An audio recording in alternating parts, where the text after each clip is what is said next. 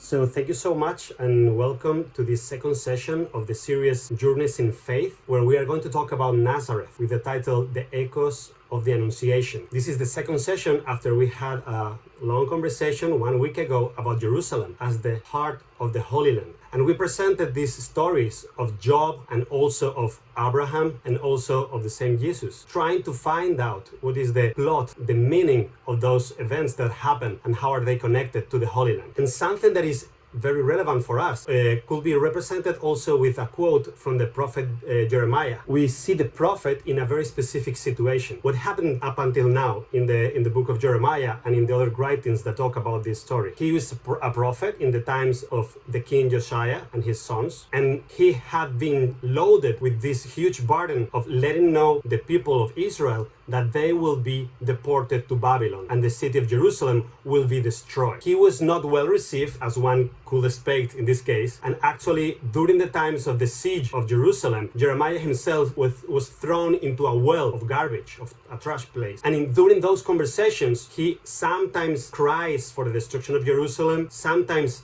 gives a meaning for what is going to happen, and sometimes talks like in this case, which is the future of the people. And we read, "See, the days are coming, it is Yahweh who speaks, when I will make a new covenant with the house of Israel and the house of Judah, but not a covenant like the one I made with their ancestors on the day I took them by the hand to bring them out of the land of Egypt. They broke that covenant of mine, so I had to show them who was master. It was Yahweh who speaks. No. This is the covenant I will make with the house of Israel when those days arrive. It is Yahweh who speaks. Deep within them I will plant my law, written it on their hearts. Then I will be their God, and they shall be my people." In this passage, Jeremiah is putting over the table the information of what had happened already. There is nothing new. They knew they were slaves in Egypt. They knew they were freed by the Lord, and they knew they received the law. And with the law, a specific agreement that is called here a covenant. And this covenant displays a set of rules about how the Jewish people, the Israelites, have to behave. But that covenant was written in stone in the tablets of Moses originally, probably also in other places later. And those tablets were put inside the Ark of the Covenant, and the Ark of the Covenant was inside the temple. Now, in the times of Jeremiah, the temple is destroyed. The Ark of the Covenant is not to be found, and the tablets are no more. So what kind of new covenant is God preparing to his people? It's a different covenant. It's a covenant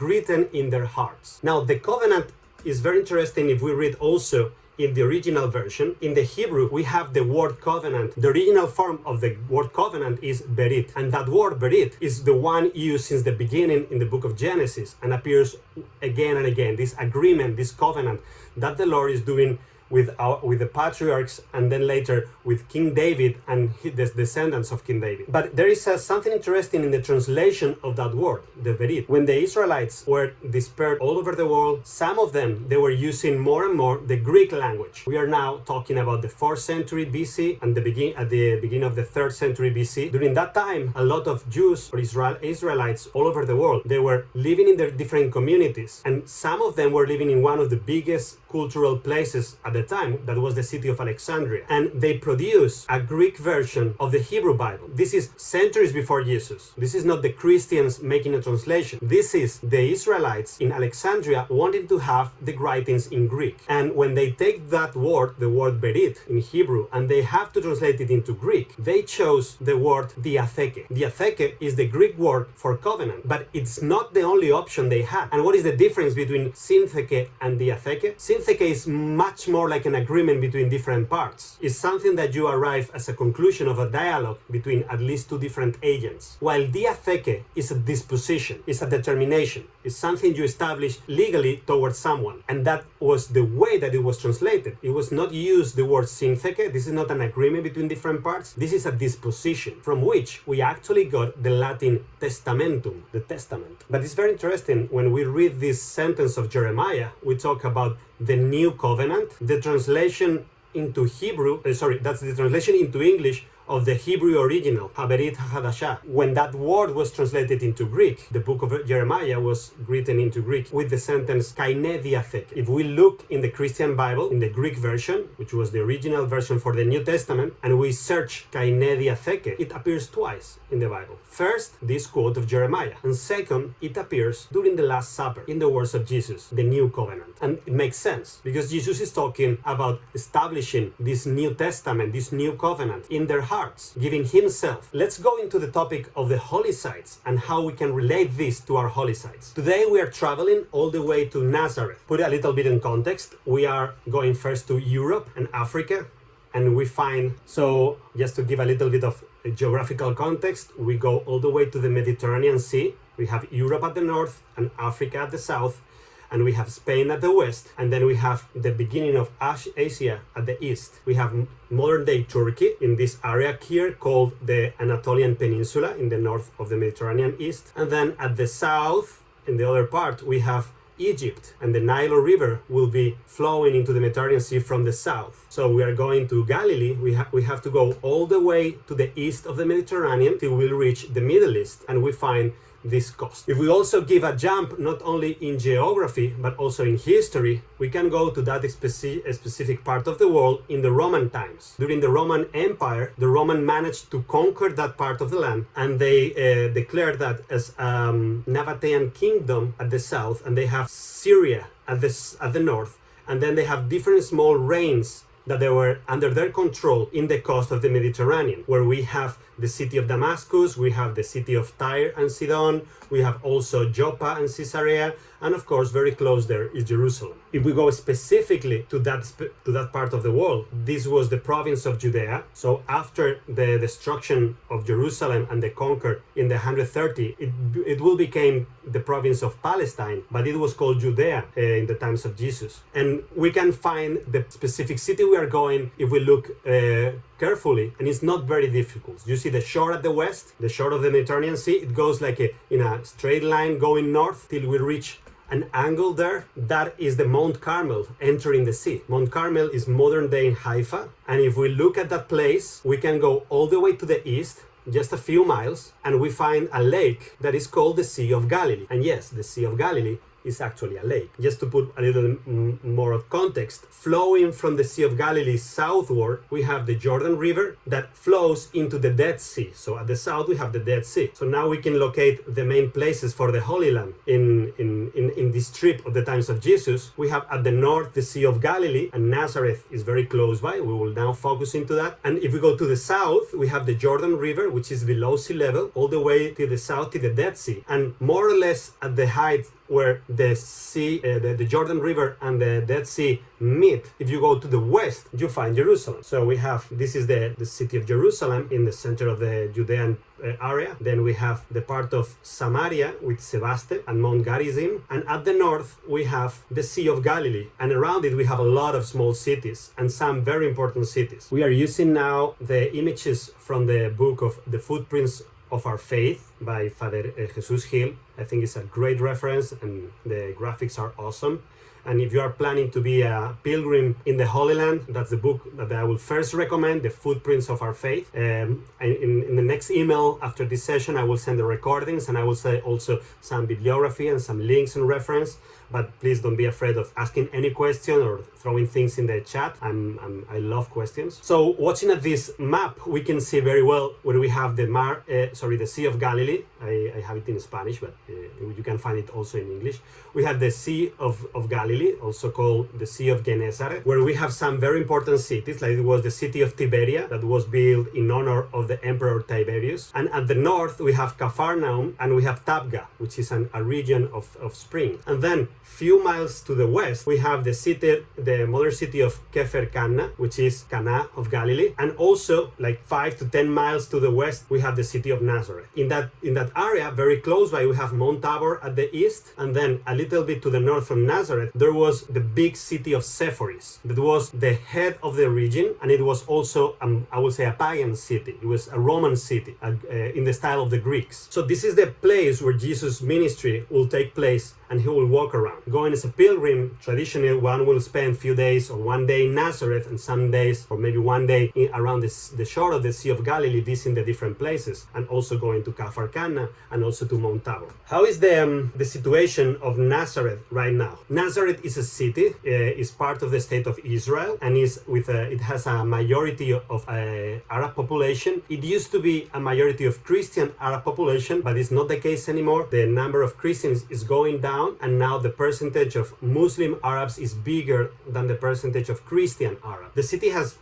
grown logically during time. It's a city that has seen a lot of development, and the old city of Nazareth in the center is still the place that was the city of Nazareth in the times of Jesus. Archaeology, history, and the ancient literature shows that is the place that we can connect to. And right now we have the modern Basilica of the Annunciation in the center of the city, in the center of the old city. The city developed only recently, we will say, in the last centuries. Before that, for a long time, even when photographies were a possibility, was still shepherds' fields and also agricultural lands and countryside. There were some houses, so there were already population grown more than it was in the time of Jesus, but the majority of it was considered countryside. It was not an urban place, a huge metropolis or anything. And in the times of Jesus, it would have had the feeling of very, very small village, just few families living there. It was not recorded in the Old Testament. It was not represented in any way. There was not tradition about it, and it just was a small village in the north of the country, in the region of Galilee. Now I wanted to make a small reflection about what we are going to read. We are going to talk now about the moment of the Annunciation. We are going to talk now about the arrival of the Archangel Gabriel and the Annunciation to Our Lady and her reply to Mary in the city of Nazareth at her house. And something very important to have this in the proper context, or at least to have it in the biblical context, we have to keep in mind the connection with the beginning of the Bible, with Eve. We have this passage that is very well known, that we all have in our minds. That is the moment when Adam and Eve had this commandment, this only one commandment, that not to eat from the fruit of the tree in the Garden of Eden, but they did eat from the fruit. They did eat from the fruit, and then they have this conversation with God, where God tells them what is going to happen now. We might tend to think in this conversation between God, Adam, and Eve as a punishment for their disobedience, or a punishment for what they've done. And in that sense, we might imagine God like as an anger and saying, I gave you one opportunity, that's it, now out. But that will not very well reflect what actually is happening during that conversation. God has given the human beings freedom, and he takes the freedom very seriously. He really wants us to be free. And then he gave us an opportunity to show our love. Humans were able to choose between doing what God wanted or doing something else. We were free, we could choose. We were the only ones in that world that could choose. Trees were being obedient. The water in the seas was being obedient. The birds, the animals, all the creatures were being obedient, giving glory to God. But none of them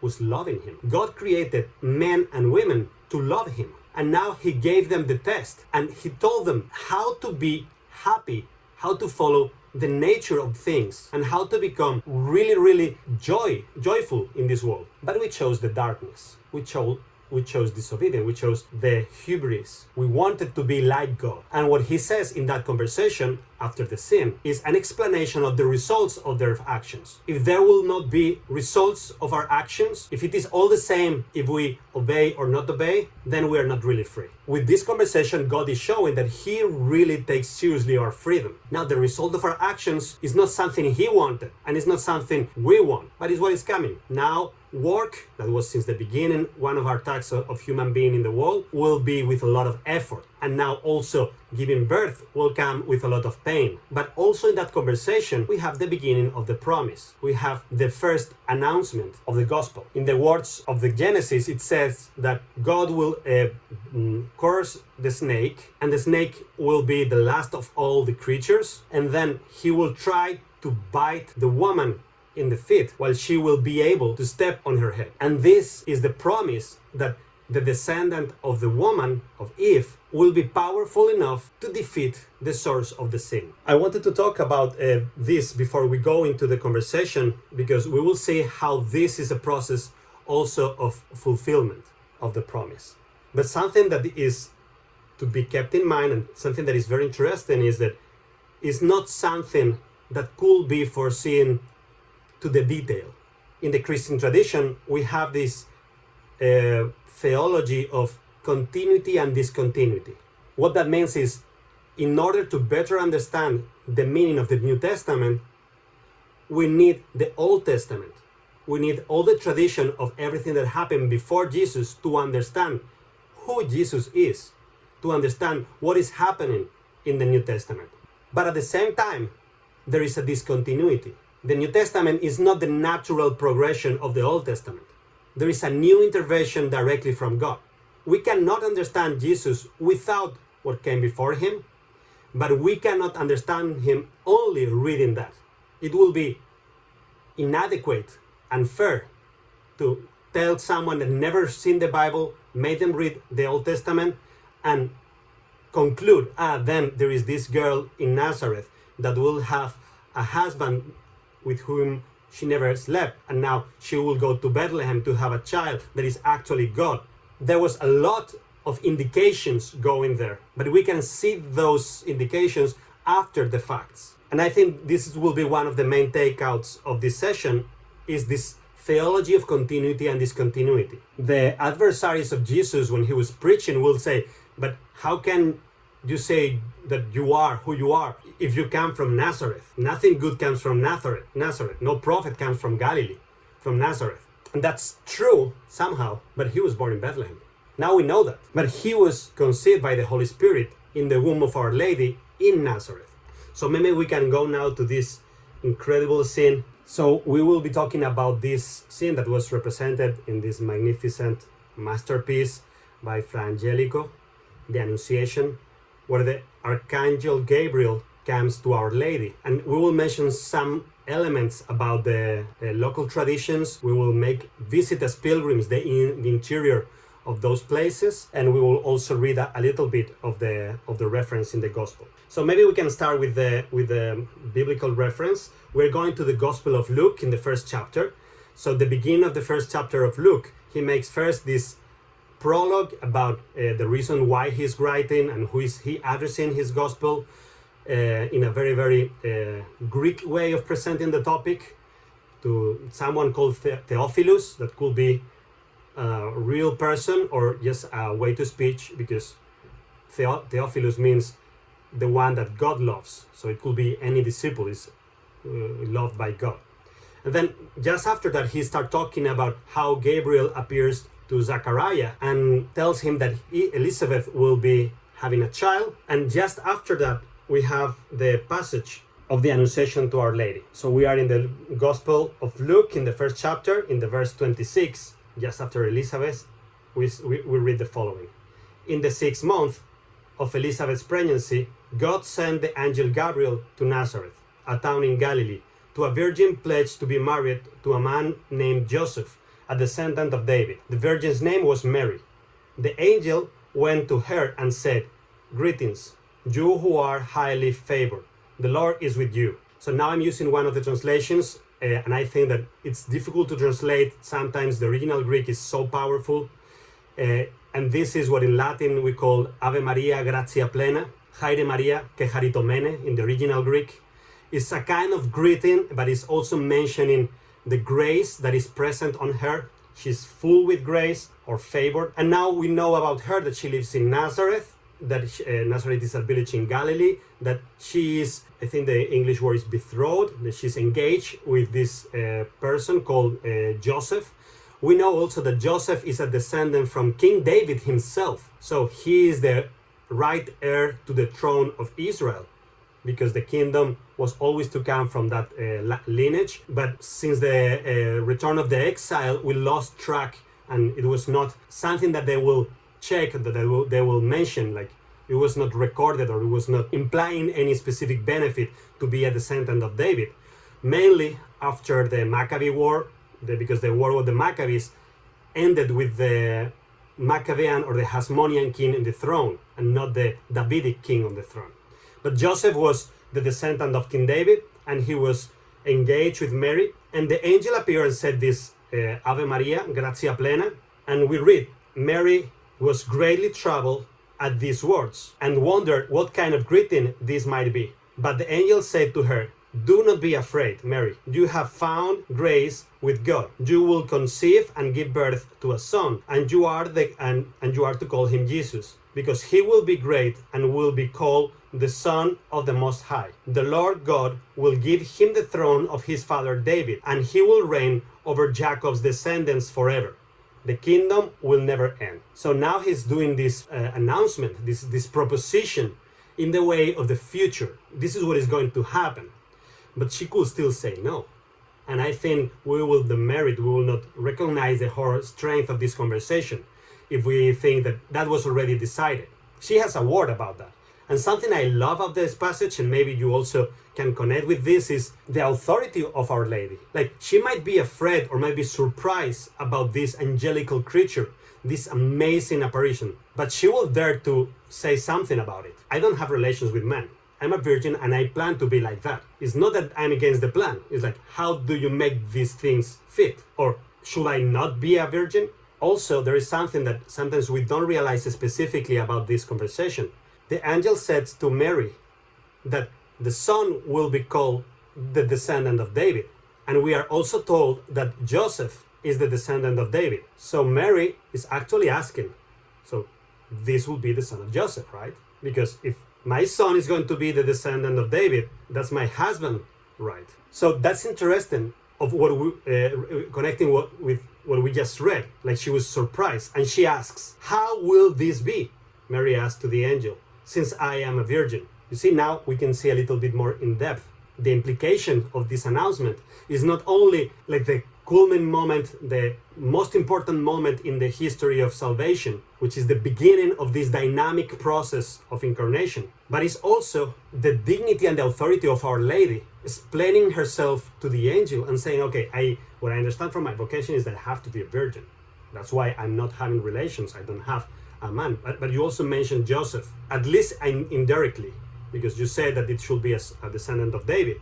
So what am I to do? What is the plan? And the angel answered, the Holy Spirit will come on you, and the power of the Most High will overshadow you. So the Holy One to be born will be called the Son of God. Even Elizabeth, and now there's this explanation about Elizabeth, we will not talk about this. And then is the moment when Mary replies, fiat, in the Latin version, I am the Lord's servant. May your word to be fulfilled. And then the angel left her. So all this happened in this small town in Nazareth. And according to some local traditions, there is a little bit more into it, preserved in the Orthodox Church, in the Christian Eastern Orthodox Church. The Annunciation took place exactly in the house of Mary. But the first moment that the angel appeared to Mary was not at her house, but when she was taking water from the well. And we can maybe use that very, very old tradition to recompose the scene. So the first thing, Mary is living in Nazareth at home. This is a very small village, just few houses. She will go to bring water from the well, from the fountain, and she will walk to the fountain. I will say every day or commonly, and that the place of that I just show is the place that is still kept. And this is a representation from the Ottoman times that was still in use, and they still have water. And Mary will go there. This is just few meters from her house, and when she is there, the angel will appear to her. Now, the first reaction makes sense, will be like the surprise and the fear. And she might have gone running back home, and entering home, she will start praying to the Lord for this apparition, for this new scene that she is living. And then is when the scene that is narrated by Luke happens. That is the moment when the angel said, be not afraid. Like, don't be not afraid again. Don't run. You have find grace in the eyes of the Lord. So there's this first moment in the well, and we still have a church in the place of the well. And then we will go to the house where we'll have this already traditional scene of the Archangel Gabriel, which is the biblical narration explaining those words. Now, we can go a little bit also inside the place. if we go today, if we go in the modern times, what is that we see? We have this view of Nazareth that I was saying, and we have the Basilica, the Church of the Annunciation, which is this new building. So we see a facade that is from the 20th century, and that was built there in the 20th century and completed in the times of Pope St. Paul VI, and it was consecrated. But that church was built over the remains of the previous medieval building that was old and that was falling apart, and also very damaged in the 1920s for the huge earthquake that actually damaged a lot of the holy sites.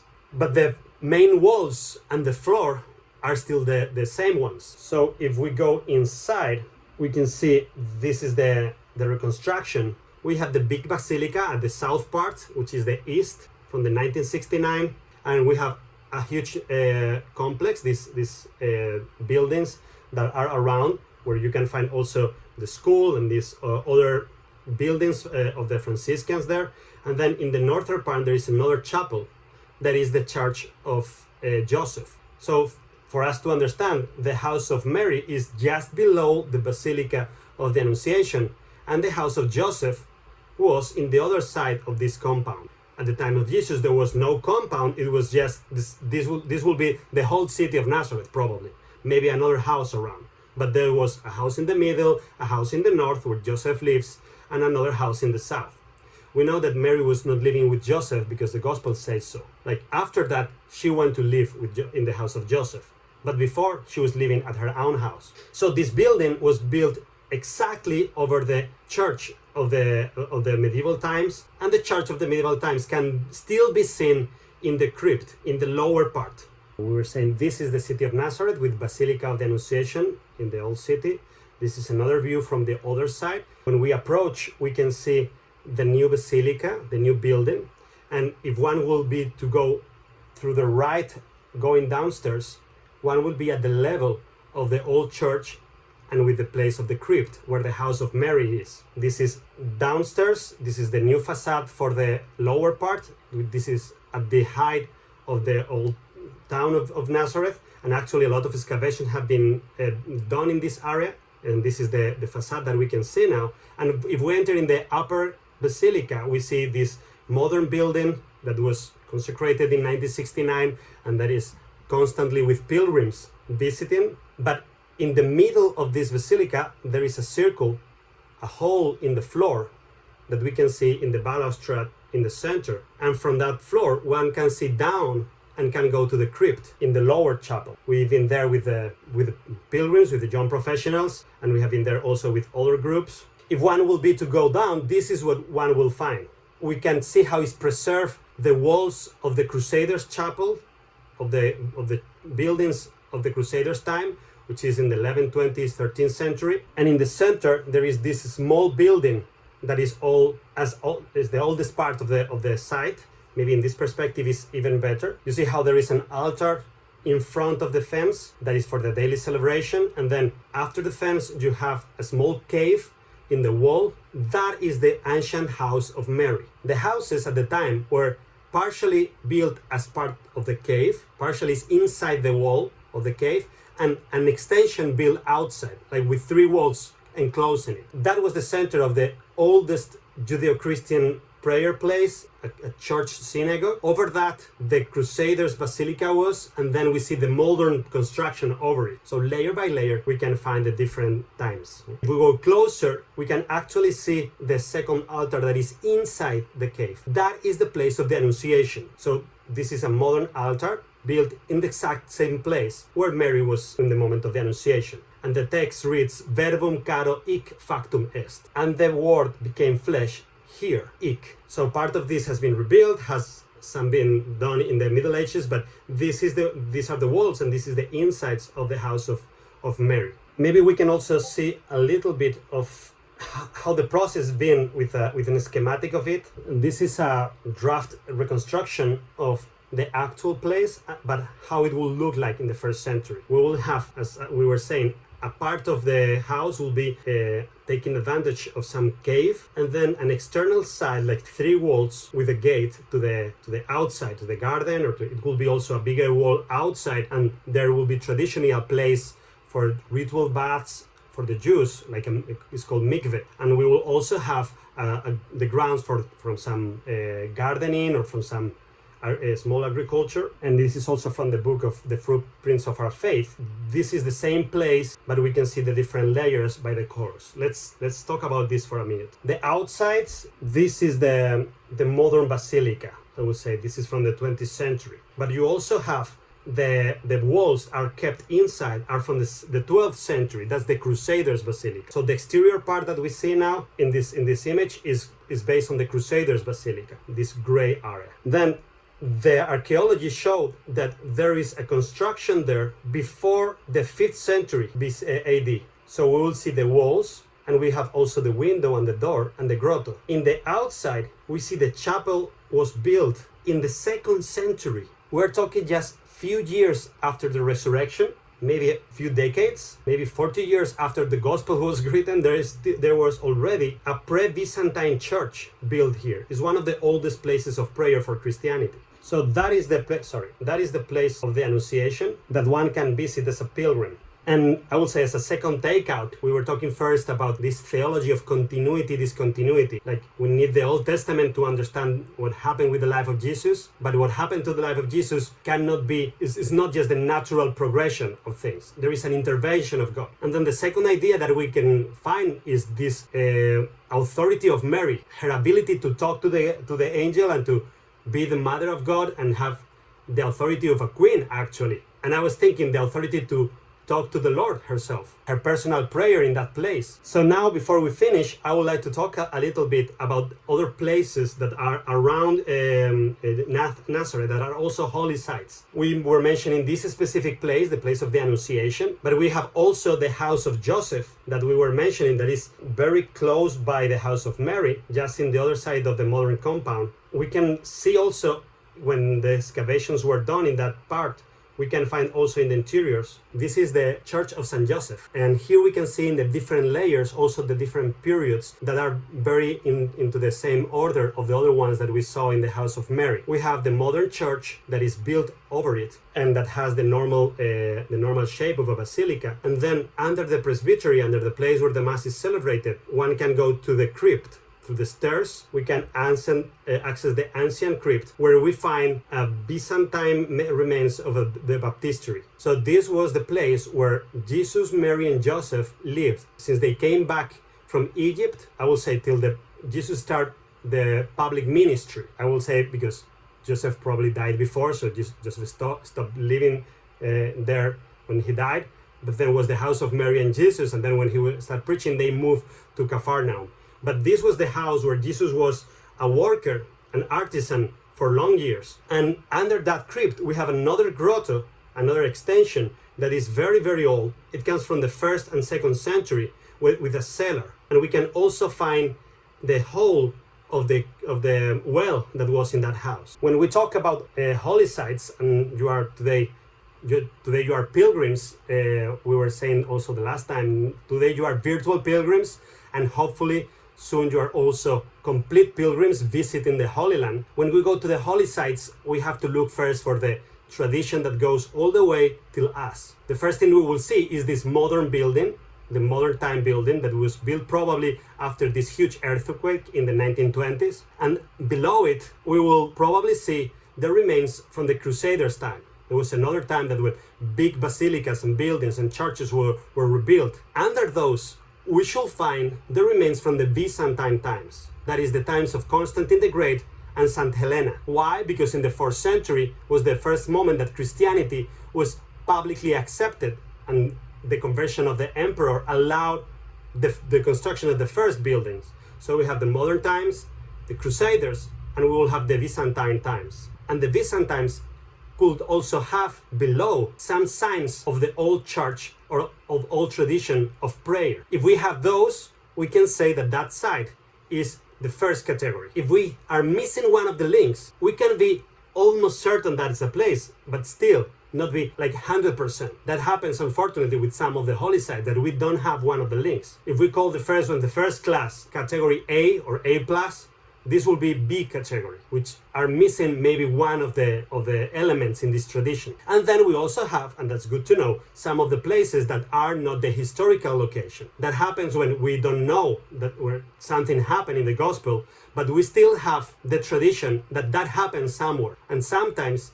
we build a church or place a devotional site in devotion of that, in remembrance of that event. But that doesn't mean that is the place. For instance, that happens with the Church of the Beatitudes. We know when we build it, and we know that we didn't build it in a holy site. We built it in the modern times because there was not a Church of the Beatitudes, but we chose a place that is good with the description. It's a natural it's a natural place around the Sea of Galilee, in a small plain, in a valley between coming down from the hill, and is full with grass, and is very well connected to Capharnaum and Tabgha. So that is a place that makes sense. We don't have any sign that is the place. So that is category C. In the B, we will find, for instance, some of the places in Cana. We have the church, but we cannot go all the way back. But these places, the place of the Annunciation, is category A, A+. I mean, we have even signs of an inscription in Greek saying Haire Maria, which is the beginning of the words of the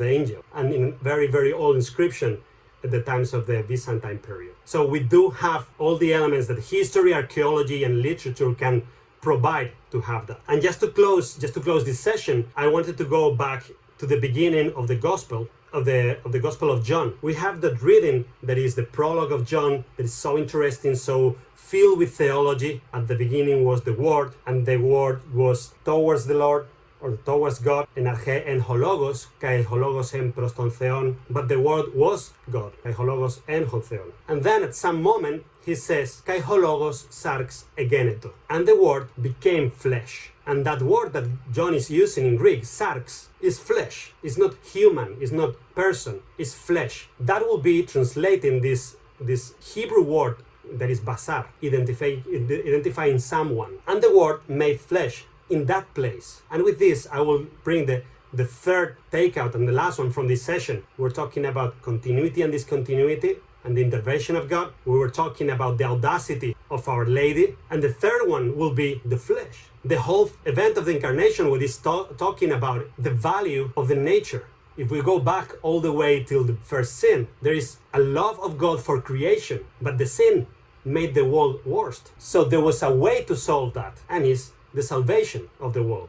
Not only for the spirit, we know that as Christians, we believe that, and we accept that Jesus is our salvation. But it's not our salvation just in spirit. He became flesh. He went through all human nature aspects through his life. So the incarnation of the Lord has a very, very deep meaning for us, so that everything we do in our natural life, in our daily life, has the value of being connected to Jesus himself in his incarnation. And also we close this conversation that we started with Eve with this quote from Revelation. Genesis, Eve, is the first book of the Bible. The last book of the Christian Bible is Revelations. And we read in the chapter 12, a great sign appeared in heaven, a woman clothed with the sun, with the moon under her feet, and a crown of 12 stars on her head. She was pregnant and cried out pain as she was about to give birth. The description is the traditional description of Our Lady, the Immaculate Conception, with the crown of stars, the moon at her feet. And she will be the one that fulfilled the promise that started in Genesis, a descendant of Adam and Eve that will step on the head of the serpent. There's this description in Revelations. Then another sign appeared in heaven, an enormous red dragon with 7 heads and 10 horns and 7 crowns in its head. And then all the description and the battles. There was a war with Michael and the other angels, and the great dragon was hurled down, the ancient serpent called the devil or Satan, who leads the whole world astray. So it's very interesting how John is saying this dragon, but this dragon, I tell you who it is. It is the old serpent, Satan. It's the same one. It's the same one that was in the Garden of Eden with Eve. Now Mary is the one that is stepping on the head of the dragon. Okay, that was our trip to the depth of Nazareth and the place of the Annunciation. I hope you enjoyed this session. It's recorded, and you will receive the link to rewatch it or to share it if you want, along with other contents. The contents will be sent to those that are registered. You can register at our website, crezio.org/journeys. You have all the information there. And then also we will have the last session in 1 week time. Next week we will talk about Bethlehem, and that will be our last session for this series of Journeys in Faith. We are also taking a lot of new projects in this season. We are preparing the trips to the Holy Land. If you're interested, we have an amazing trip in Spanish in January, in English in February, and we have also a very specific journey that is an experience in the Holy Land, along with cultural and professional development for young professionals. So if you are a young professional, or you know any young professional that could like it, I will go there, and we will go with all our team from Crezio Foundation, and we will have this experience of the Holy Land from the point of view of young professionals. Thank you so much. If you have any questions, I'm here. You can drop them in the chat now. I will give a few minutes. And if not, thank you so much, and see you next week.